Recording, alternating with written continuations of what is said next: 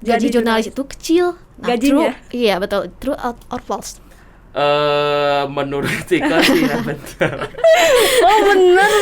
Dari perusahaan-perusahaan lain. Tapi di balik itu loh, kita bisa ketemu orang yang kita nggak bisa bayar loh. Ya pagi-pagi kita lagi bobo enak gitu ya, tiba-tiba ditelepon sama produser harus live, harus pergi ke sebuah kota.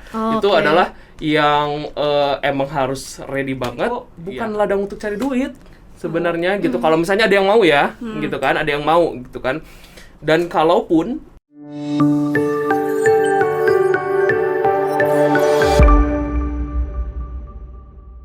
Hi everyone, welcome to our new podcast. It's Diksi Podcast di balik profesi bersama aku Vanessa Agnesvi dan Aku Renisa Fitri. di podcast ini kita bakalan ngebahas mengenai berbagai macam profesi yang ada di muka bumi ini. Dan tentunya kita juga bakalan ngundang narasumber untuk sharing bersama narasumber dan guest star gitu ya, mengenai berbagai macam profesi tersebut. Yap, betul banget Fani. Dan saya senang banget hari ini karena seperti yang udah teman-teman lihat, kita kedatangan bintang tamu yang istimewa dari ranah profesi yang eksis banget di televisi, yaitu jurnalis. Langsung aja kita sambut Kak Riko. Halo Kak Riko. halo, apa kabar kalian? Baik banget. Baik. Kak Riko ya. gimana? Baik dong. Thank you for being here Kak Riko. Oke, thank you. Karena udah nyempetin banget Yap, waktunya betul. kesini di kala sibuk-sibuknya Iya, gitu ya. Nah, jadi teman-teman, Kak Riko ini adalah salah satu jurnalis di televisi TVRI Nasional. Betul ya Kak Riko ya? Betul. Oke, jadi sebelum kita ke pembahasan, untuk lebih jelasnya boleh dong Kak Riko memperkenalkan diri dulu kepada penonton. Silahkan Kak. Oke teman-teman, halo semuanya. Kenalkan saya Frederico Sinatria. Saya dilatih dikit ya, jadi jurnalis di TVRI Stasiun Jawa Barat. Karena TVRI ini memiliki banyak channel ataupun stasiun-stasiun penyiaran di daerah. Jadi kalau Iko di stasiun TVRI Jawa Barat. Oke. Udah berapa lama Kak di TVRI? Iko baru mau Kalau 7 tahun. Baru ya 7 tahun. Sudah sangat lama Iya, sekali. karena kalau misalnya kita terjun di TVRI itu banyak sekali yang sudah lebih dari 10 tahun bahkan 30 tahunan. Iya, Jadi iya. Iko ini baru disebutnya. Masih baru ya 7 tahun. Lumayan ya. Nah dari backgroundnya aja Kak Riko ini udah trusted banget ya dari Iya, betul. dunia jurnalis gitu ya. So buat teman-teman yang memang berminat dan juga ingin mengetahui lebih banyak dunia jurnalis, tonton terus sampai akhir karena pembahasannya bakal menarik banget. Oke? Betul. So first of all nih Kak Riko, Kak Riko kan udah menjadi jurnalis selama 7 tahun ya, yang katanya sebentar nih ya. Nah kira-kira apa sih Kak yang melatar belakangi Kakak menjadi jurnalis gitu? Apa ya? Karena Iko sebenarnya latar belakangnya adalah PR, ilmu Oke. komunikasi. Sebenarnya kalau PR kan di depan ya, kalau misalnya di sebuah perusahaan gitu ya, Iya. ataupun di sebuah media gitu Betul, ya. betul. Tapi ternyata Iko ini masuk istilahnya kejeblos di belakang gitu Oh. kan. Tapi tidak mengurangi tidak mengurangi kesempatan Iko untuk bisa tampil juga di depan gitu, karena bisa membawa nama baik TVRI Jawa Barat ataupun yang lain-lainnya. Jadi sebenarnya Iko paling nggak suka yang namanya politik, ekonomi ataupun pembahasan-pembahasan yang kayak istilahnya berat. Sebenarnya Iko kalau misalnya mau di media itu dulunya kuliner, karena apa? Jalan-jalan dong, Iya, gratis ya nggak gratis, sih gitu. makan juga. Atau nggak juga. petualang gitu. Karena tapi di balik kuliner banget ataupun petualang itu ada sisi jurnalisnya gitu. Karena apa? Kalau misalnya kita ke suatu tempat, pasti kan kita juga apa sih yang khas di sini? Itu kan adalah ada termasuk dalam dari sense of journalism-nya. Iya. Jadi karena pengen tahu, terus juga apa sih yang biasa dilakukan masyarakat sekitar, dan itu harus sampai buat naskah dan juga sampai ke para penonton. Ya, betul. Nah, Kak Iko, ini kan profesi jurnalis ini biasanya bisa dibilang identik dengan lulusan ilmu komunikasi atau broadcasting. Nah, di dunia jurnalis, kalau kita ingin masuk nih, masuk dunia jurnalis, apakah benar sih harus ilmu komunikasi? Kalau menurut Iko sih ya harusnya ya, karena kan maksudnya komunikasi ya masuk komunikasi. Ya, harus Tapi tidak jadi. memungkinkan karena teman-teman Iko juga ada yang sarjana matematika, bahkan sekarang lagi ada yang S2 matematika, ada yang kesehatan masyarakat dan juga yang lain. Tapi kalau misalnya kita yang punya sense of journalism dan juga kalau misalnya dia pengen menekuni ya oke, tapi mungkin dia minusnya adalah dia tidak mengetahui ilmu-ilmu yang dalam. Karena kalau misalnya kita di ilmu komunikasi baru masuk ke kampus aja pasti kan ada ilmu-ilmu dasar. Ya, ilmu-ilmu dasar itu yang jadi bekal kita. Tapi kalau misalnya kita udah masuk ke jurusan ya pasti lebih mengkerucut lagi. Iya. Tapi kalau misalnya tidak mungkin kan, kalau misalnya menurut Iko sih siapapun bisa jadi jurnalis, tapi pasti juga ada apa ya namanya, poin-poin yang mungkin mereka tidak tahu karena kan latar belakang dia adalah pendidikannya ada gitu. matematika ataupun yang lain-lainnya. Betul. Oke. Nih Kak Riko, sebagai mahasiswa ilmu komunikasi tentunya aku juga tahu dong ya Kak, secara teori gitu ya. Berat. Kalau job desk-nya reporter atau jurnalis ini meliputi mencari terus menginformasikan suatu Betul. informasi kepada masyarakat gitu ya Kak. Nah, tapi dalam dunia kerja itu sendiri, aku pengen tahu nih Kak Riko, kalau job desk-nya secara real itu kayak gimana sih Kak Riko? Secara keseluruhan benar kata dirimu itu. Tapi kalau misalnya udah di lapangan, kadang-kadang kita juga jadi produser lapangan bikin gitu. naskah gitu. Ya, kita yang bisa juga kalau misalnya kita dapat campers yang oke, ya kita tinggal cari data, cari narasumber, oke kita report dan live gitu di situ. Tapi kalau misalnya campersnya sedikit rada gitu kan, karena kan kita kerja itu tim dan juga gantian. Karena apa? Biar kita ya juga terbiasa sama orang, ketemu orang baru lah atau orang apa dan lain-lain. Tapi kalau misalnya kita dapetin campers siang gitu, jadi kita juga bisa mengarahkan, kita harus mengarahkan nih, kita mau live report tentang misalnya longsor. Nggak mungkin kan belakangannya bangunannya yang oke, gitu kan. Betul. Tapi kita juga harus koordinasi sama dia. Apakah sinyalnya di sini oke untuk live report atau kayak gimana.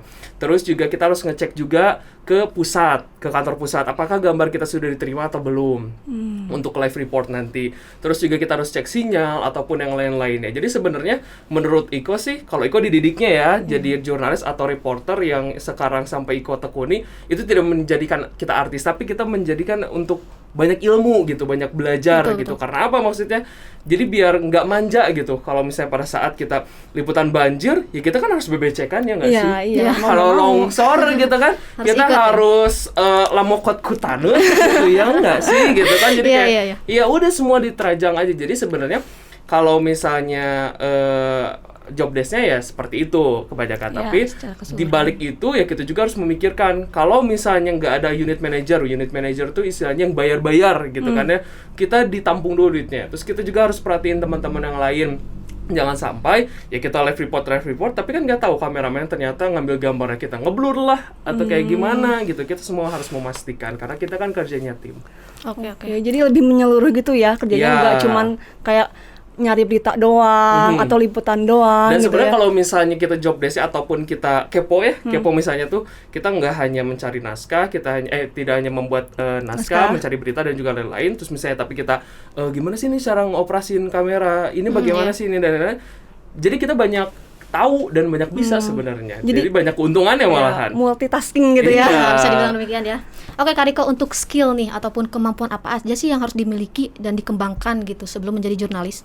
Yang pertama sih harus percaya diri. Karena apa? Karena kan kita harus ngomong sama kamera ya. Di balik kamera banyak ribuan pasang mata yang nonton kan. Mungkin banyak yang bilang ya udah cuman kamera doang. Tapi kan kita nggak tahu kalau situasinya misalnya di sebuah bencana atau misalnya di tempat rekreasi tersebut banyak sekali orang. Jadi pasti orang-orang gitu akan melihat kita. Ya kalau kita nggak percaya diri, mau gimana gitu kan ya. Kita harus percaya diri. Terus juga kita harus ya itu kalau misalnya jadi jurnalis ya harus kepo. Kepo apa? Misalnya data-data. Iya, betul. Kita harus ke narasumber. Kita benar-benar harus pretelin tuh semua datanya. Kalau misalnya dianya sampai bosan, ya berarti kita oke gitu nanya-nanya. Dan kita akan memberikan informasi juga yang oke, karena data-data yang kita dapat adalah real, bukan opini kita gitu. Oke. Nah Kak, untuk jadi jurnalis ya, khususnya kayak kakak nih, reporter, news anchor, presenter, semua diambil gitu ya. Nah, berarti kan kemampuan public speaking atau communication skill itu penting banget dong ya Kak.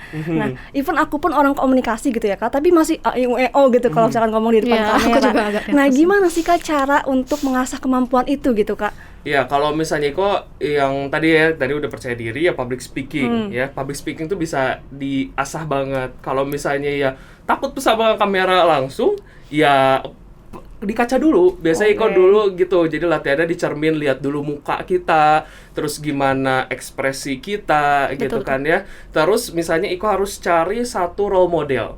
Misalnya Iko role modelnya adalah A. Kamu pantengin tuh si orang itu kayak gimana caranya gitu. Nah, dari situ kita amati, tiru, modifikasi. Jangan sampai orang itu bener-bener di kita gitu. Jangan sampai, karena kan kita pasti beda sama beliau gitu kan, tapi cukup dengan mengagumi dan bagaimana sih caranya dia ini memberikan informasi, terus juga reportnya kayak gimana gitu kan ya, dan juga nge-presentnya kayak gimana, itu dari situ. Jadi public speaking itu sebenarnya banyak sekali bisa diasah gitu ya, dengan misalnya ngobrol sama keluarga dengan yang istilahnya dengan bahasa TV juga latihan ya nggak apa-apa, karena kan maksudnya berawal dari keluarga dulu dong gitu. Yang punya adik, yang punya kakak ya ngobrol aja sama adik sama kakak, tapi misalnya dengan bahasa-bahasa, kalau misalnya mau di jurnalis ada bahasa berita kayak gitu. Banyak banget sih cara untuk misalnya gimana caranya kita untuk bisa public speaking. Tapi Kak, kalau misalkan ya, kan kalau jurnalis itu sendiri ya, atau lagi news anchor gitu ya, kan baca naskah tuh ya Kak. Nah, itu kalau misalkan jadi presenter, kan itu beda lagi ya Kak. Nah, improvisasinya itu dilatihnya sama gitu, kayak gitu. Ya, jadi Iko kalau misalnya di TVRI, sedikit promo ya. Iya. Jadi Iko awalnya itu emang tadi kan cerita pengennya yang kayak kuliner, adventure dan lain-lain. Ternyata Iko itu kejeblos di berita. Di berita dan bahasa Sunda gitu. Dan di bahasa Sunda itu tidak ada naskah. Tidak ada teleprompter, jadi only naskah. Dan ya misalnya kita berdua nih gitu ya, ya kita hanya ambil tarik benang merahnya, terus kita ya present ke penontonnya. Langsung gitu Kak? Langsung. Jadi dari situ kita harus improvisasi. Ya awal sih kita harus baca gitu, tapi di balik bacanya itu kita juga harus benar-benar memahami isi dari beritanya apa. Jadi biar nanti pada saat kita present ataupun pada saat kita membawakan beritanya ke pemirsa, kita juga membawakannya itu, oh dia akan memberikan informasi itu ini loh informasinya kayak gitu. Nah, jadi nggak apa ya, maksudnya improvisasi itu bisa dilatih, tapi awalnya biasanya Iko nulis, misalnya untuk pengantar berita ini, untuk menutup berita ini adalah seperti ini. Awalnya emang harus nulis, nggak mungkin semua misalnya tiba-tiba langsung poktorolong gitu ya. Jadi istilahnya Iko buat pakem dulu. Pakem di TVRI Jawa Barat seperti apa sih? Oh seperti ini. Kalau udah bisa naik step, coba dirubah bahasanya. Selanjutnya dirubah lagi, bikin varian yang lain kata-katanya biar nanti bisa improve gitu. Nah, itu berarti kan dihafal gitu Kak, kalau misalkan awal-awal gitu. Kalau dulu Iko biasanya kalau dihafal tuh kadang-kadang kalau udah lupa jadi ngeblank. Biasanya Iko belajarnya lebih memahami. Lebih memahami gitu. Jadi kayak poin-poinnya aja gitu, lebih memahami. Jadi kalau misalnya ngehafal, biasanya kalau udah lupa ngeblank. Tapi kalau misalnya lewat, mungkin kalau misalnya ada yang susah, aku nggak bisa harus dihafal, oke, nggak apa-apa dihafal, tapi nanti next step lagi biar nanti memahami, maksud dan tujuannya tuh ini, cari bahasa yang lain, nanti pasti juga ketahuan kok. Nah tapi Kak, aku tuh Kak tipikalnya tuh yang sering banget dihafal gitu loh Kak. Jadi kan udah kebiasaan kalau sekali dihafal ya terus aja dihafal. Nah gitu. Dari situlah dilatih, karena apa, di suatu saat, di suatu kondisi pasti yang dihafal itu nggak akan bisa kepake. Nah, dan salah satu trik yang lainnya adalah kita harus banyak baca gitu kan. Sekarang mungkin banyak banget media online gitu kan ya. Baca karena apa? Di situ kan ada bahasa-bahasa yang aneh atau apa dan lain-lainnya. Dari situlah kosakatanya ditambah gitu. Jadi berawal dari baca juga. Oh iya, jadi kalau misalnya dirimu ya mungkin nanti udah ketahuan misalnya, oh udah gaya bacanya si A tuh seperti ini, gaya bacanya B itu si ini kayak gini gitu. Kayak Iko penyiar A, penyiar B, penyiar C pasti openingnya beda, tapi pasti satu tujuan yang itu gitu. Iya, betul. Oke, sebelum ke pembahasan selanjutnya gitu, karena kayaknya dari tadi pembahasan kita udah agak berat gitu ya. Kayak kita pindah dulu ke pembahasan yang lebih santai biar penonton juga gak boring gitu ya. So, kita masuk ke segmen Asik Asumsi Publik. Nah, jadi di segmen ini Kak Iko harus menjawab pertanyaan-pertanyaan seputar stereotip publik terkait dengan profesi jurnalis seperti itu. Jadi ini menilik tentang fakta atau bukan sih. Nah, kalau misalkan stereotip ini benar, Kak Iko jawab true, dan kalau salah jawab false. Tentu itu beserta dengan alasannya dong ya. Oke, Kak Iko siap? Siap. Ready? Masih panas Kak Iko ini. Nah, untuk asumsi pertama Kak Iko nih. Kata orang-orang, aku juga orang. Katanya kalau ingin kaya jangan jadi jurnalis, alias jadi jurnalis itu kecil. Nah, gajinya? True, iya betul, true or false? Menurut Iko sih ya benar. Oh benar. Tapi maksudnya gini, oke, kita dapat salary-nya nggak yang wow gitu Iya. seperti yang kayak di perusahaan-perusahaan lain. Tapi di balik itu loh, kita bisa ketemu orang yang kita nggak bisa bayar loh. Gitu. Jadi Experience-nya ya. ya, kita ketemu pejabat yang ini loh dia gitu. Dan kesempatan yang paling oke banget kalau kita bisa wawancara dia dan bisa gini banget gitu. Iya, betul. Karena orang lain mana bisa Iya. gitu. Nah, itu sih. Tapi kalau misalnya kita udah membangun link yang oke, nah dari situ baru berkembang. benar. Betul. Itu kuncinya. Iya. Pegang link ya. Oke, untuk asumsi kedua nih Kak Iko. Katanya kalau masuk ke ranah jurnalis itu kurang bagus buat kesehatan mental gitu, karena untuk sistem kerjanya itu nggak menentu. True or false? Kalau misalnya Iko karena udah beberapa tahun ini ya salah sih. Menurut Iko ya enak-enak aja nih Iko. Mental aku biasanya kan. Iya. Tapi maksudnya lebih seru gitu karena apa? Kita ketemu orang yang beda-beda sifat dan kita bisa memahami mereka gitu. Cara kerja redaksi 1, redaksi 2, redaksi 3, redaksi 4 itu berbeda. Nah, bagaimana caranya kita untuk memahami mereka? Ya itulah serunya kita gitu. Ya menurut Iko sehat-sehat aja sih. Tapi untuk kerjanya itu memang nggak karuan ya. Kita harus siap gitu. Kalau misalkan Yes. malam-malam kita lagi istirahat gitu kan, ada Harus liputan gitu ya. gitu. Kita harus langsung on kan ke lapangan ya. Jangankan malam-malam begitu ya, pagi-pagi kita lagi bobo enak gitu ya, tiba-tiba ditelepon sama produser, harus live, harus pergi ke sebuah kota. Itu Oke. adalah yang emang harus ready banget, ya harus kasih informasi yang oke ke pemirsa karena pemirsa kagak mau tahu tuh Iya, betul. apa yang kamu lihat di tempat, ya kamu harus bilang ke pemirsa. Berarti langsung di-describe langsung gitu kan dari tempatnya gitu ya. Langsung. Tanpa skrip. Yes. Oh my Oh god. my Tapi jadi di jalan, Iko benar-benar harus nyiapin naskahnya dulu atau berita ya. Caranya apa? Kita lihat berita-berita sebelumnya. Update-nya apa sih gitu. Nah, nanti sampai tempat ya kita ke narasumber yang valid gitu. Oke. Berarti untuk kesehatan mental gak masalah ya, tapi untuk waktu memang harus. Nggak masalah untuk aku, Iya. tapi nggak tahu yang Tiap orang lain. beda-beda soalnya Menurut ya. Iko, kalau misalnya Tapi kan- daripada kalau orang kantoran nggak tahu nih ya. Kalau misalnya Iko jurnalis karena ke lapangan dan yang lain, Iko karena suka di tempatnya gitu. Iya. Dan males di kantor, diem Iya, di depan benar. AC. Iya, betul, Nah, betul. mungkin sebagian kalau orang kantor, aduh panas ke lapangan gitu Iya, kan. benar. Lihat itu tanah kayak gitu, lihat Meream gitu ya, udah kayak redang gitu ya, tuh. redang. Jadi beda-beda sih, tapi Iya, menurut Iko ya beda-beda. oke-oke aja. Oke, untuk asumsi selanjutnya nih Kak Riko. Ini paling banyak banget ditanyain ya.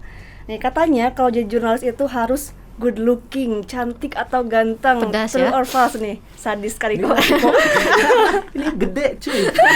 Iko kembang kempis di TVRI masih bisa itu kan. Jadi ya tapi mungkin beda-beda ya, setiap lembaga atau institusi ini beda-beda akan memilih reporternya atau jurnalisnya gitu. Betul Tapi sih. ya kalau misalnya sejauh ini ya mungkin masih lah dilihat gitu kan, mungkin dari minimal tinggi lah, karena apa maksudnya Aduh, kan tinggi kalau ya. misalnya di lapangan kan di mana reporternya. Tapi tidak memungkiri loh ya. Ini tergantung sama lembaga sama institusinya. Jadi Ya, saya masih dibilang aman gak ini? aman kalau misalnya gini. Ada yang misalnya dirimu jagonya adalah script writer-nya. Oke. Ya pasti ya kepake Oh. gitu. Terus misalnya yang ada stand up-nya juga gitu kan ya. Jadi pasti misalnya dirimu yang nyari naskahnya gitu. Dirimu yang kasih ke si jurnalisnya. Beda-beda setiap lembaga ataupun media itu pasti beda-beda kualifikasinya ya. Berarti Betul, kita betul. masuk lah ya Kak. Ya, cocok. Oke, asumsi terakhir ini mungkin ada sensitif ya, karena ada nyentil gitu ya. Nyentil. Tapi harus tetap dijawab ya Kak. Nih, asumsinya adalah jadi jurnalis itu rawan menerima suap, weh. Katanya. True or false? Yes. Oh. Jadi maksudnya gini ya. Tercengang. Apa ya? Ada yang misalnya, Kang, saya mau diliput, dibayar berapa?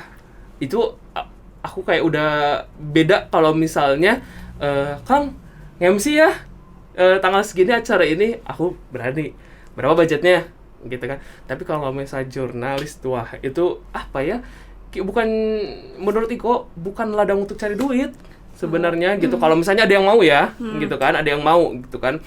Dan kalaupun misalnya kita diundang dan dia tidak menyebutkan budget dan terus misalnya tiba-tiba kita pulang diselipin, terus ya aku mah dengan apa adanya, beritanya ya itu gitu, enggak yang terlalu di up banget, enggak, karena nanti itu akan bukan beritanya adalah jadi masuknya editorial gitu kan, dan kayak istilahnya kan ini kalau misalnya Diko kan ini lembaga penyiaran publik untuk publik gitu kan ya, jangan sampai membohongi publik gitu.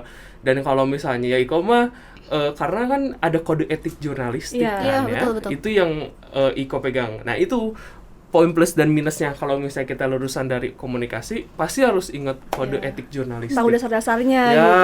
Iya, Beda karena kalau diajarkan misalkan, juga gitu kan ya. Kalau bukan urusan ilmu komunikasi gitu ya. Nah, jadi teman-teman, itulah kebenaran dari stereotip publik terkait dengan profesi jurnalis. Nah, Kak Riko, kalau boleh bertanya lagi nih, kita balik ke pertanyaan seperti sebelumnya gitu. Kan sekarang zaman udah berbeda ya. Bisa dibilang sekarang itu zamannya digitalisasi seperti itu. Dimana di zaman digitalisasi seperti ini, media sosial, terkhususnya dalam pemberitaan seperti itu, sangat cepat dibandingkan media massa. Itu memang fenomena yang terjadi sekarang ya. Ya, betul. Nah, karenanya bahkan tak jarang gitu kan portal-portal yang muat berita gitu, itu bahannya dari media sosial. Tentu itu menjadi tantangan tersendiri dong buat jurnalis gitu. Nah, menurut Kak Iko apa sih bagaimana gitu caranya untuk mengatasi hal tersebut gitu? Ya kalau Iko sih biasanya kalau lagi siaran, Iko harus menyarankan, menghimbau semua pemirsa jangan langsung, kalau ada informasi langsung dileg-leg gitu aja. Jadi jangan Langsung dimakan aja gitu ya. Harus dilihat dulu sumbernya dari yang mana gitu. Kalau misalnya sumbernya ini kayaknya baru ngeliat nih media online yang ini, Iko nggak akan baca dan nggak akan menginformasikan. Begitupun kalau misalnya Iko akan live report, misalnya lihat di media sosial ataupun ya maksudnya elektronik gitu ya. Terus ini kayaknya bukan deh, Iko nggak akan ditambah-tambahin gitu. Jadi yang ada aja. Dan kebetulan karena Kota Ferry Jawa Barat punya kontributor nih, karena Iko kan stay-nya di Bandung. Jadi ada di beberapa wilayah, jadi Iko langsung tanya ke mereka. Jadi misalnya Iko pada saat mau live report tentang Sumedang misalnya, terus Jakarta atau pusat minta update-nya ya, ini misalnya korban berapa dan lain-lain. Sebenarnya kadang juga lebih lambat kok media sosial menurut Iko, karena apa? Mereka kan belum ngeditnya, apanya dan lain-lain, belum uploadnya. Jadi Iko langsung ke kontributornya. Jadi benar-benar yang megang daerah tersebut, ya Iko tanya update jumlah warga berapa. Gitu. Berarti dari faktanya tuh udah bener gitu. Ya, gitu. Jadi sebenarnya ya mungkin kalau misalnya kadang-kadang juga kan orang tua kita baru melek teknologi, jadi apapun itu ya contohnya deh di WhatsApp gitu. Sebenarnya WhatsApp itu keluarga sedikit rada jahat gitu. Karena sebar. Share gitu betul. tanpa mengetahui kebenarannya apa isinya. Apa benar. Ya. Kayak kemarin itu PPKM akan diperpanjang 6 betul. minggu. Padahal kan di situ di bawahnya ada jika. Nah, itu sebenarnya headline yang membuat kayak orang-orang belum buka loh link itu, tapi udah ngelihat headline gitu, langsung. Tuh, lihat 6 minggu. Coba dibaca dulu. Jika jika angka kasus terkonfirmasinya adalah semakin tinggi. Ya kalau misalnya udah turun dan udah aman, pasti kan pemerintah juga ngebuka. Betul. Gitu. Oke nih Kak Riko juga kan seorang reporter yang kerja terjun langsung ke lapangan. Terjun gitu ya. Terjun harus jelas, Bo, gitu. Iya, betul. Harus terjun langsung ke lapangan gitu ya, Kak. Nah, berarti kan ada sistem kerja yang berbeda gitu ya, apalagi dengan adanya pandemi seperti saat ini gitu ya, Kak. Pasti adanya perubahan-perubahan gitu ya, Kak, sistem kerjanya. Nah, perubahan-perubahan apa sih yang Kak Riko rasain gitu, liputan di tengah pandemi dan sebelum di tengah pandemi kayak gini, Kak? Berikut tantangannya, Kak, apa aja? Kalau misalnya tantangan pasti sangat beda ya, karena maksudnya gini, kita kan keluar rumah gitu kan ya. Terus kalau pulang juga kita kan nggak tahu baju kita atau apa kita ada droplet atau apa dan lain gitu kan ya. Itu sih tantangan yang paling Iko takutin gitu kan. Tapi ya ada Allah lah gitu kan. Karena juga keluar karena Allah ya Wak gitu kan ya. Untuk keluarga ya Wak gitu. Jadi Allah juga tahu lah gitu. Nah terus udah kayak gitu ya, tantangannya menurut Iko ya kita nggak bisa keluar apa ya. Ya sedihnya Iko nggak bisa keluar kota gitu. Karena apa? Ya mungkin kan udah ada kontributor, ya tinggal kirim berita aja gitu kan. Iko live reportnya di luar aja. Tapi kalau misalnya nggak ada PPKM, nggak ada COVID nih, sebenarnya tantangannya lebih berat banget sebenarnya gitu. Karena apa? Ya itu bencana apa dan lain-lain. Ya enaknya ya kalau misalnya kita liputan wisata atau dan lain-lain kayak gitu. Ya Iko takutinnya adalah tantangannya yaitu satu, karena kan kita nggak tahu ya, itu orang lalu lalang di pinggir jalan di ruang terbuka. Tapi ya Iko percaya aja sih, ini Iko kerja di luar, dan yang paling satu ungap sih, Wak. Iya bener ya. Karena ya itu kita harus pakai Masker, iya betul. Belum lagi kalau misalnya kita tiba-tiba kagak naik nih, nggak jadi naik, tiba-tiba di telepon harus naik lagi, kita harus hari kan itu ngos-ngosan ya, Wak. Tapi ya enaknya ya apa ya namanya, teka panasan, Wak. Tapi kalau panas juga ada, itu mah udah biasa banget lah buat kita buat mah, reporter mah apalagi buat ya. reporter yang kayak Iko ya. Kalau misalnya yang lain mungkin lebih struggle lagi gitu. Oke, berarti Kak, dari reporter, presenter, sama news anchor, kalau boleh dibilang gitu ya, lebih enakan yang mana, Kak? Semuanya sih sama, punya job desk-nya sama gitu ya. Karena kalau misalnya kita news anchor atau presenter kan kok udah punya ada teleprompter gitu kan ya. Tapi tetap aja kalau misalnya itu alat ngehang, kita kan harus kita yang ditampilin. Kalau misalnya gambarnya berbeda dengan yang kita, atau gambar selanjutnya yang akan ditayangkan itu istilahnya ngehang tuh alat, kita harus improve. Tantangannya pasti ada beda-beda gitu. Beda-beda. Jadi menurut Iko ya porsinya sama gitu ya. Tapi kalau yang paling enak adalah ya jadi presenter wisata. Ya itu Sambil jangan jalan-jalan tanya lagi. Iya itu kan kalian nanya, Wak. Gitu sih. Jadi yang paling enak ya itu. Tapi kita juga bebannya apa? Karena kalau misalnya di wisata kuliner kita harus benar-benar, misalnya ya ada makanan yang kagak enak gitu, tapi ya itu katanya warungnya yang enak gitu. Ya kita harus benar-benar ini enak guys, ini enak. Tapi lama pas udah gitu kan ya. Terus misalnya kita udah kekenyangan banget gitu kan ya, tetap kita harus makan. Setelah itu ya udah. Kalau wisata kita benar-benar harus mengeksplor. Di sini loh kita bisa melihat A, B, C, D, E. Kalian lewatnya sini ya, jalurnya lewat sini ya, bla bla bla bla bla. Ya karena kita harus juga memahami medannya juga. Misalnya kita mau liputan wisata apa, misalnya di Majalengka, apa aja sih yang ada di Majalengka? Ada ini, ada ini, ada ini, kayak gitu. Oke. Nah, Kak Iko kan jurnalis ini sangat berperan banget ya dalam pendistribusian informasi seperti itu. Apalagi di masa pandemi sekarang itu memang banyak sekali bergantung dengan yang namanya teknologi. Nah, namun teknologi itu kerap sekali menjadi permasalahan serius bagi ya terhadap pemberitaan seperti itu. Nah, peran jurnalis ini apa sih untuk memutus rantai penyebaran COVID-19 itu seperti apa dari peran jurnalisnya? Oke. Ya kalau misalnya Iko ya banyak ya, karena beda pandangan ya. Ada yang kayak COVID ini cuma mainan aja, COVID ini benar ada, konspirasi gitu ya. Gitu. Dan COVID itu memang ada gitu. Jadi kita harus memberikan informasinya, karena pemirsa sekarang kan kalau misalnya udah jangan nonton berita, jangan nonton apa, ya udahlah itu mah bebas aja lah ya. Tapi kita memberikan informasinya adalah dengan data yang real dan diakhiri dengan anjuran. Jadi awal dikasih tahu nih, kita harus menerapkan protokol kesehatan.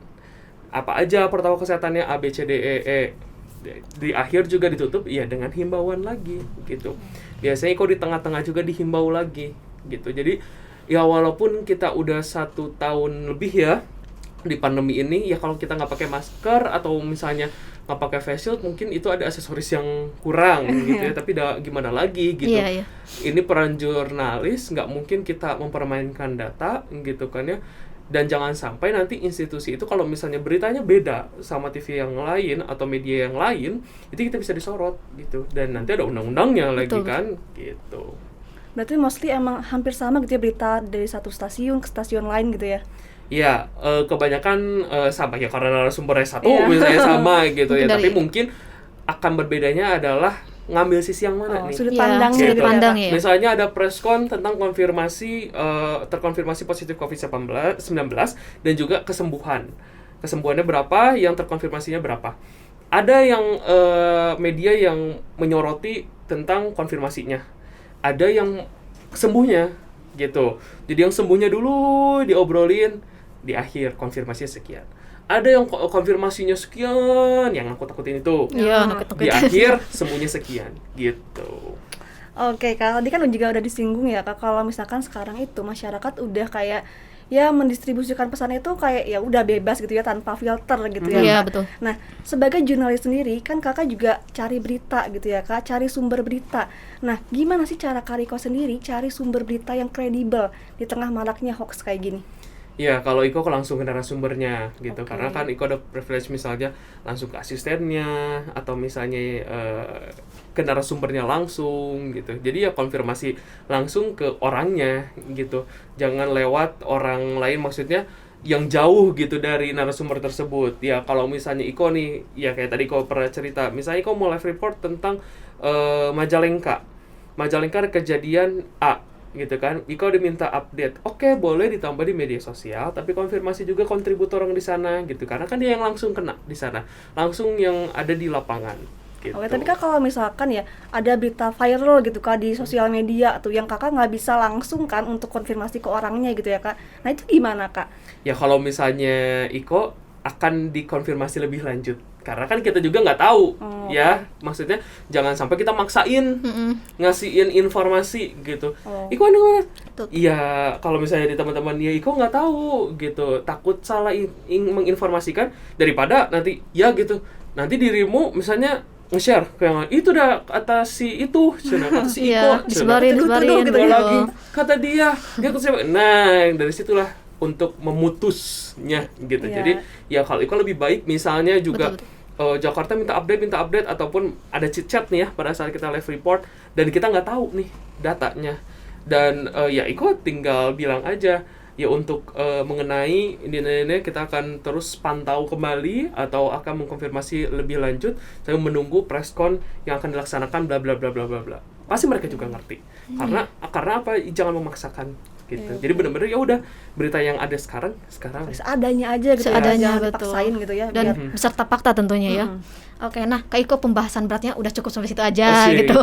Untuk sekarang kalau boleh nih, boleh dong Kak Iko spill gitu sedikit proses menjadi jurnalis khususnya di TVRI gitu, biar teman-teman juga yang bercita-cita jadi jurnalis bisa tahu dan mempraktekkan, mempersiapkan sebelumnya seperti itu. Oke. Iko sih awalnya lucu juga sih menurut Iko kalau misalnya Iko bisa terjun di TVRI, karena waktu itu Iko kan ikutan Mojang Jajaka. Terus udah kayak gitu Iko jadi moderator dan narasumbernya adalah jurnalis senior gitu. Oke. Sebagai moderator kan kita harus nemenin dong gitu, etikanya nemenin pembicara dari dia datang apa dan lain gitu. Karena kan sebagai moderator kita harus benar-benar memimpin acara tersebut gitu kan. Nah, pada saat itu ya Iko tanya, "Bu, nggak ada gitu lowongan gitu." Kebetulan karena kan Iko deket nih rumahnya sama TVRI gitu. Nggak ada lowongan gitu buat presenter dari kata tersebut gitu. "Oh ya ada, cer. Kamu kirim aja CV dan lain-lain ke ini kontaknya ini." Udah aja, Iko bikin CV apa dan lain, ya biasalah gitu, ikutin prosedur yang ada. Terus datang ke kantor waktu itu hari Minggu, sepi banget ya, karena kan kita kalau daerah itu buka siarannya waktu itu adalah jam 3 sampai jam 6 gitu kan ya, hanya live-nya adalah jam 3 sampai jam 6. Sepi banget, kayak nggak ada kegiatan gitu kan, cuma hanya live 2 berita aja gitu, 2 program berita. Terus udah kayak gitu, Iko datang, terus ada koordinator. Dari situ ternyata banyak gitu, ada 7 orang kalau nggak salah. 7 orang, dan Iko yang paling beda dari universitasnya ya, beda sama yang mereka gitu. Jadi terus udah kayak gitu, liatin CV apa dan lain-lain, ya udah bentar ya, saya lihat dulu dan lain-lain. Nah, koordinator itu bilang, "Oke, yang udah di satu-satu, kamu misalnya ada rambut yang gondrong, kamu kalau misalnya siaran bisa nggak rambutnya dipendekin atau apa di yang lain-lain." Terus udah kayak gitu, sekarang kalian pulang aja ya, nanti diinformasiin katanya gitu. Nah, gian Iko pamit nih gitu kan, koor dia bilang jangan dulu kemana-mana, kita langsung tes cam gitu. Ya kan gak tau apa basic polos ya, Wak. Gitu. Ya udah gitu, karena basicnya Iko ada apa yang, nah kuncinya juga gini, kita nulis di CV itu yang kita harus bisa pertanggungjawabkan. Jadi jangan sampai kita nulis CV-nya tinggi nih, maksudnya prestasinya ini, saya bisa ini kemampuannya, skillnya dan lain-lain. Pada saat diwawancara kita nggak bisa bertanggungjawabkan gitu. Jadi benar-benar harus aslinya kita deh, sesuai gitu. lah ya, Kak. Jadi karena apa, bisa dipertanggungjawabkan gitu. Nah di situ ada salah satu apa sih namanya kompetisi yang Iko menang, dan dia butuh ini gitu istilahnya, sudah tersertifikasi lah gitu Sertifikasi. gayanya gitu. Apa cuma juara lomba ya Wak. Nah dari situ Iko tes cam, terus udah gitu kamu ini udah oke, tapi kaku banget TV ini banget katanya gitu. Oh iya, sedangkan TV kita gini-gini. Oh iya udah nggak apa-apa kata Iko. Nah terus udah gitu dikontak lagi langsung ya. Kalau misalnya TVRI itu disebutnya melopen. Apa Kalau tuh? Mbak Len kan magang gitu. Oh, Kalau iya. kita melopen, melongok penyiar. Jadi benar-benar kita harus tahu aktivitas Lucu ya? penyiar dari mereka datang sampai mereka pulang. Jadi benar-benar mereka datang ngapain? Ke ruangan.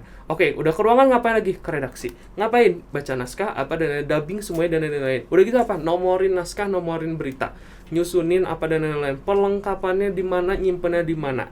Terus udah kayak gitu, balik lagi ke ruangan harus apa yang mereka prepare di situ ngeliatin aja Iko. Sampai ini ya, sampai ada senior yang bilang, si Iko ya, melopen. Kenapa gitu? Mana mau lo buat tanya, ketika masa headset oke ditanya, karena apa? Maksudnya Iko lebih baik kayak gitu. Ya, Takutnya pada saat pertama siaran Iko nggak ada yang ngebantu gitu kan. Jadi setelah pada saat Iko pertama siaran, Iko udah bisa pakai karena apa? Kita headset harus rapi, pasang clip on kita harus rapi gitu kan. Kita harus walaupun cowok make up harus kayak gimana gitu. Iya. Tapi kalau sekarang Mas Iko jarang make up. Iya. Itu rahasia. Itu rahasia. Salah satu keuntungan Karena juga malu sih, siapa, Kak. tapi kalau cewek harus gitu kan.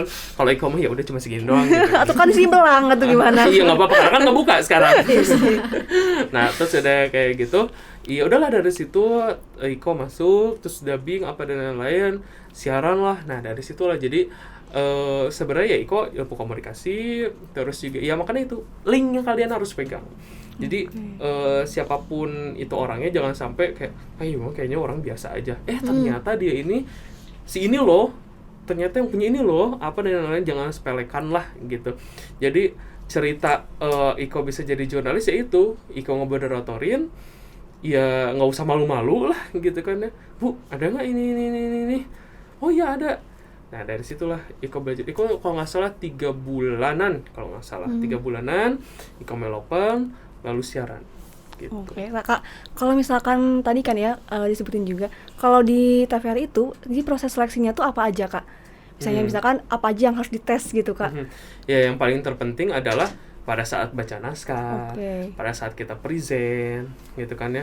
Coba bawain acara berita. Nah, kita Itu sudah siap langsung, Kak? dong. Iya. Dikasih naskahnya nggak, Kak? Jadi biasanya dikasih sama kita naskahnya. Baca dulu ini naskahnya. Coba nama programnya adalah misalnya Jawa Barat hari ini, tayang jam sekian, ada informasi ini. Terus berita pertama, setelah berita pertama kamu closing kayak gimana. Nah, jangan sampai kita udah tahu, kita udah mau nih misalnya ke perusahaan ini. Ya, ini juga buat share juga ya buat teman-teman yang lowongan pekerjaan ataupun gimana ya. Jadi harus tahu dulu gitu. Kamu mau masuk ke perusahaan apa nih? Harus tahu juga produknya apa nih. Dipelajari dulu gitu Ya, ya. jangan sampai misalnya kalian misalnya berdua mau ke TVRI, ya sok. Misalnya tanya, kamu tahu tentang apa TVRI Jawa Barat? Minimal program. Oh, programnya adalah ini. Coba kamu bawain berita. Ya, dirimu juga harus lihat dulu sebelumnya, latihan dulu sebelumnya gimana openingnya, gimana nganterin beritanya, gimana closingnya, kayak gitu sih. Dilihat dari situ, itu menurut Iko basicnya. Setelah itu ya mungkin dari fisik ya. Ya kalau misalnya dibutuhkannya presenter yang untuk studio ya berarti harus good looking gitu kan. Tapi kalau misalnya di luar di lapangan atau jadi stand upper gitu kan, cukup dengan kalian bisa mempresentkan enak, gak terbata-bata dan gak yang baca banget. Ya mungkin kalau baca boleh lah pada saat misalnya angka ataupun nama, karena itu adalah paling sensitif kalau angka apalagi ya, dan juga nama apalagi kalau misalnya jabatan gitu, itu sih nggak apa-apa. Nah, kemarin kan Kak Riko katanya 7 orang ya, Kak. Nah, dari 7 orang itu berapa orang Kak yang lolos? Cuman Iko sendiri. Wow, luar biasa sekali. Jadi Iko kan polos ya, Wak. Jadi pada saat Iko flashback, si koor juga, kamu inget nggak? Kan kamu cuma sendiri katanya masuk. Oh iya Kang, thank you ya Kang. Nah, itu yang tapi harus Iko pertanggung jawabkan gitu kan ya. Jadi kesempatan yang sangat luar biasa. Jangan sampai udah di TVRI terus misalnya Iko udah berkembang apa di lain terus pindah. Ya, tapi nggak tahu juga ke depannya seperti apa. Tapi sejauh ini ya Iko nyaman di TVRI gitu. Oke Kak, sejauh ini nih Kakak kan udah jadi ya presenter dan jurnalis udah lama gitu ya Kak. Ada nggak sih pengalaman paling berkesan selama jadi jurnalis gitu Kak? Baik pengalaman sedih kah, lucu kah, atau memalukan kah gitu Kak? Ada nggak Kak? Oh, banyak banget. Alhamdulillah ya, banyak ya, dan menerima. Jadi waktu itu Iko harus liputan wisata. Terus udah kayak gitu Iko jadi hostnya. Iko nggak tahu tuh akan apa dulu. Tapi waktu itu Hamin 5 lah, Hamin 5, Hamin 3, Iko pastiin kita mau liputan apa, kita mau syuting apa. Syuting ini kok kita ke jembatan yang paling terpanjang gitu ya, kalau nggak salah terpanjang di Sukabumi. Oh, tahu. Nah ya, ada ya, nggak usah diinin ya. Nggak usah. Ada jadi linknya Promosi ya, langsung Pak. link aja. Nah, terus udah kayak gitu. Lanjut kok, nanti kita akan menikmati sunset katanya. Di mana? Di tebing Masigit. Oke, ngapain? Hemok aja katanya. Oke, aman. Tebingnya di mana? Nih tebingnya kayak gini, dan diliatin posisinya udah hemok udah gitu. Tapi ada aksinya gitu. Adalah kaki Iko harus di atas, kepala Iko ada di bawah gitu kan ya. Jadi ekstrim. Iya. Jadi pada saat itu adalah liputan wisata tapi ekstrim. Namanya juga wisata anti mainstream ya. Jadi jalan-jalan di jembatan itu, terus Iko di Padalarang. Dan Iko pendek lah kata-kata gitu. Jadi pada saat itu Iko gede tuh badannya gitu kan ya. Kayak aduh susah nih gitu. Iko nggak tahu kan, biasanya kalau kameramen itu oke kok tag ya gitu kan, record ya gitu ya. Nah ini enggak, Iko kan udahlah gitu kan. Ini gimana caranya? Jadi kita cuman ini satu tebing di sini hemoknya. Ini satu, cuman kita doang ya Pak. Nah terus ada kayak gitu di bawah itu ya berapa ratus meter lah ketinggiannya. Dan kalian kalau ke Padalarang itu kan tebing-tebingnya batuan semua ya. Lumayan lah Kalau ya jatuh Kak. kepala bocor kebetulan ya gitu. Dilihat, wow itu pabrik ya tinggi gitu. Itu tuh kalau nggak salah jam 4:30. Karena apa? Bagusnya abis asar karena nggak panas banget, karena kan emang kita mau nikmatin sunset itu. Nah terus udah kayak gitu, Iko nggak tahu itu udah di record. Oke, ini gimana nih? Iko pokoknya itu posisinya adalah badan Iko nggak seimbang lah gitu. Tapi ya berusaha aja gitu. Pokoknya udah di hemok itu di tengah-tengah Iko, wah. Tapi kita harus kasih tahu nih gitu kan ke pemirsa, rasanya nih seperti ini loh, susah banget loh. Dan itu ternyata mereka record dan mereka tayangin. Dan Iko malu kata gitu kan. Dan sampai akhirnya Iko bisa ngebalik badan, posisi kaki Iko di atas, kepala Iko di bawah, dan Iko harus ke tebing yang satu lagi, dan Iko harus berdiri di situ. Dan itu hampir mau maghrib. Jadi posisinya adalah kayak kelawar gitu loh, ngebalik gitu kan. Nah terus udah kayak gitu, tapi itulah yang mengantarkan Iko menjadi best presenter. Nah itu yang momen yang paling Iko nggak akan lupakan gitu. Jadi best presenter di situ, karena kita harus mempresentkan apa aja sih yang ada di jembatan ini, bagaimana caranya kita harus ke jembatan tersebut, dan harus benar-benar kitanya natural gitu. Jangan sampai kita dibuat-buat gitu. Betul. Dan tayangan itu emang benar-benar nggak dibuat-buat gitu. Ya berat Ikonya gitu. Ya balik susah ya nggak balik susah. Natural banget gitu ya. Ya bisa ngebalik, Ikonya bisa ngebalik gitu. Itu tuh gitu. Nah terus kalau yang pengalaman yang paling yang Iko nggak bisa lupain juga adalah pada saat siaran di studio itu gempa. Jadi itu live udah hampir 1/4 jam, 15 menit. Kok goyang ya? Kok lampu goyang? Terus ada kru tiba-tiba keluar, weh, Iko harus diem, stay, nggak bisa kemana-mana, karena apa? Ya mau nggak mau gitu. Masa kita tiba-tiba lari terus kita gitu ya. live, kemana ya presenternya gitu. Itu sudah menjadi resiko gitu. Pada saat kita kalau di studio gempa, oke, stay diem aja gitu kan.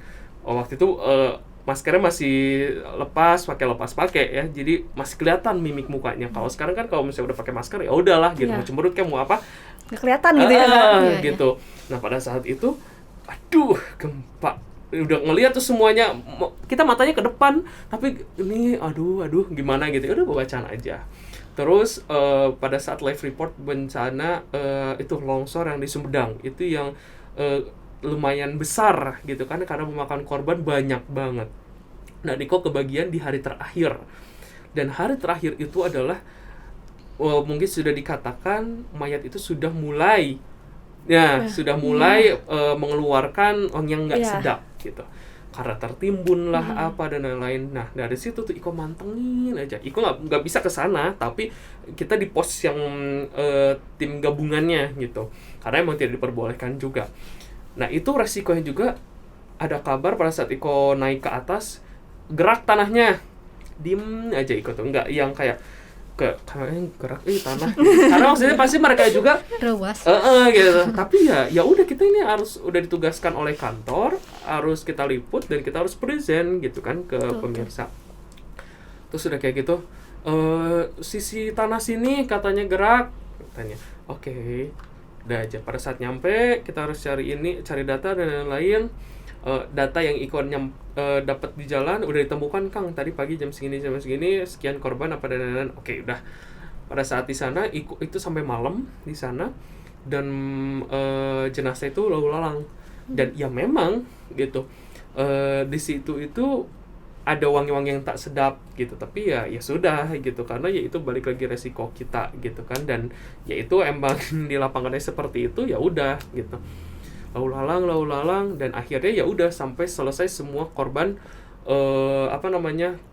dievakuasi.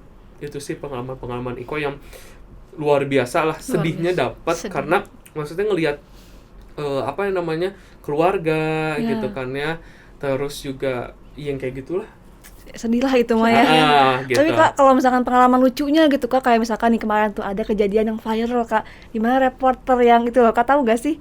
Yang reporter itu dia lagi udah on air di studionya, tapi dianya yang belum siap gitu Kak. Yang akhirnya jadi bocor gitu pas ini. Yang lucunya juga gini, ada jadi baru-baru nih kok dapat, ya itu juga bukan kesalahan teknis semuanya ya, karena itu kan juga gitu kan ya. Ya kalau Iko sudah siap on air ya, sudah dihubungkan ke studio.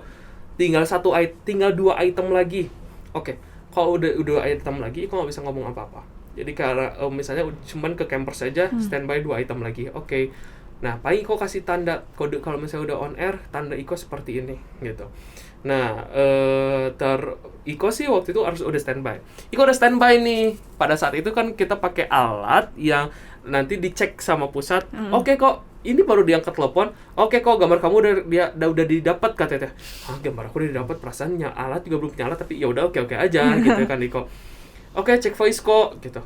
Cek voice aman kok. Siap.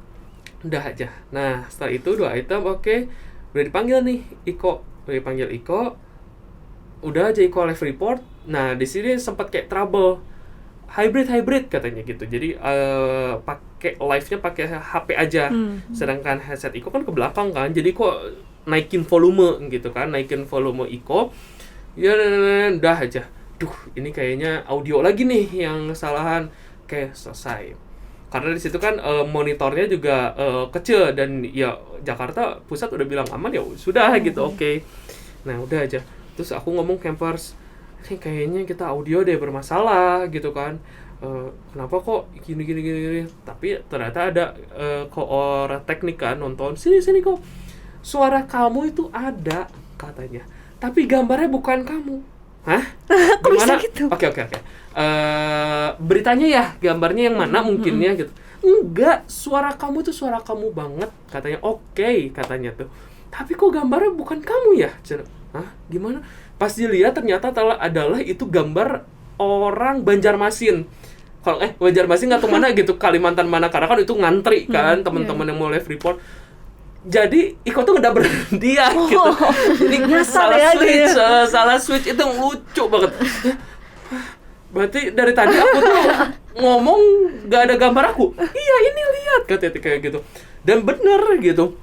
Jadi tapi kan kalau pakai masker, dianya ungguk-ungguk, ya udah kayak dia yang ngomong. Dan pada saat baca data itu misalnya bahwa yang akan divaksinasi adalah sekian ratus ribu dan dia nunduk, jadi kayak baca bener data kan, tepat gitu ya, gitu. Pas banget gitu. Astaga, nah itu sudah kayak gitu, Iko nggak matiin teleponnya karena tiba-tiba Iko naik lagi cepet. itu langsung lari, ya itu engapnya itu, karena kita harus standby lagi dan lain-lain. Naskah sama Iko udah dibuang langsung diambil lagi karena kan maksudnya udah selesai gitu. Itu sih yang lucu, dan ya kejadian-kejadian yang gitu yang nggak bakal Iko alamin, dan Iko nggak bakal nyariin siapa, tapi ya namanya juga kerja tim. Luar biasa ya pengalamannya saat Seru banget gitu ya kayak kalau jadi Pernah loh, nama aku kan Frederico Sinatria, dipanggilnya Irwan Santoso. kok bisa ya Jadi aku nyasar kayak, gitu. tapi si penyiar sananya, presenter sananya, Iko maaf ya, kenapa tuh? Iya, soalnya ditulisnya gitu, kan kita udah kenal, itu yang lucu ya, tapi ya udahlah. Luar biasa ya. Oke. Nah, sebelum menutup perbincangan kali ini, pesan deh Kak untuk mahasiswa ataupun fresh graduate gitu ya yang mau masuk ke bidang jurnalis. Oke, untuk buat teman-teman semua yang mau terjun di dunia jurnalis, semangat ya. Dan kalau misalnya sudah mendapatkan informasi, kita harus memberikan informasi yang oke ke pemirsanya. Karena apa? Banyak sekali berita-berita hoax, jangan sampai masyarakat itu mendapatkan informasi yang tidak valid. Gimana kalau misalnya informasi itu bisa sampai ke keluarga kita gitu, ke orang tua kita, bahkan rekan-rekan yang terdekat kita. Kasihan kan kalau misalnya mereka mengkonsumsi berita yang hoax dan beliau-beliaulah yang menyebarkan kembali gitu kan. Terus juga kalau misalnya jadi jurnalis ya harus fakta lah gitu. Opini mungkin boleh, tapi jangan terlalu banyak, dan mungkin lebih imbang kalau misalnya didampingi dengan wawancara si narasumber yang terkait. Kalau misalnya nggak ada wawancara, menurut Iko sih nggak pas gitu kan, karena data yang kita dapat adalah dari beliau. Tetap semangat walaupun di masa pandemi ini, ya kita harus tetap menerapkan protokol kesehatan secara ketat dan juga secara maksimal ya. Jadi jangan bosan untuk menggunakan masker. Terus juga harus ingat di rumah juga ada keluarga yang kita pada saat pulang ya ke rumah, dan kita harus mengunjungi mereka. Jangan sampai kita membawa virus ke mereka. Pokoknya buat jurnalis-jurnalis, semangat di tengah masa pandemi COVID-19 ini, tetap memberikan informasi yang real, yang akurat, dan juga tentunya faktanya yang terbaik untuk lembaganya, untuk masyarakatnya. Jadi fakta itu merupakan suatu keharusan ya, harus dipertanggungjawabkan. Nah, bagi teman-teman yang pengen jadi jurnalis. Oke, kayaknya udah beres nih Kariko, udah di penghujung acara nih, nggak kerasa. Nggak kerasa ya? Nggak kerasa, seru banget loh kalau aku ngomong sama Kariko kayak santai gitu, santuy ya bawaannya. Aku ada grogi tadi, tapi kesininya santai. Gak apa-apa ya teman-teman. Gak apa-apa ya, kita kan masih belajar. Betul. Iya, nggak apa-apa, santai aja. Pokoknya yang penting kalian harus latihan. Betul, jam latihan. terbangnya. Nah, jangan sampai kok aku nggak bisa. Ya, kita harus latih karena kita harus melihat juga jam terbangnya. Harus berani juga ya Kariko ya. Yes. Kalau misalkan nih aku nggak berani terus, nanti kita stuck terus ya Kak di situ-situ aja. Betul, harus explore apa bakat kita, apa yang kita punya. Yang penting mau coba dulu ya Kak. Betul, jadi harus jurnalis dicoba itu. ya tentu. Oke, thank you banget Kariko for being on our show today. Seneng banget. Seneng banget Kariko bisa di sini, bisa sharing bareng, insight-nya luar biasa banget sih Kariko. Betul. Kayak seru banget ya pengalaman-pengalamannya gitu. Aku jadi tahu juga gitu ya. jadi tertarik. Kita kan betul. apalagi kita ya Ren Iya. gitu ya, ilmu komunikasi pasti ya insight-nya dapat banget lah ya manfaatnya. Oke, semoga Kariko karirnya terus sukses terus lah ya gitu. Amin. Amin. Allahumma amin. Oke. Mungkin ada buat teman-teman yang nonton juga, terima kasih, dan semoga pembahasan tadi menjadi inspirasi, kemudian menjadi pengetahuan baru lah buat teman-teman yang ingin mendalami bidang jurnalis seperti itu. Oke, so yeah, I'll see you guys on our next video. Goodbye. Goodbye.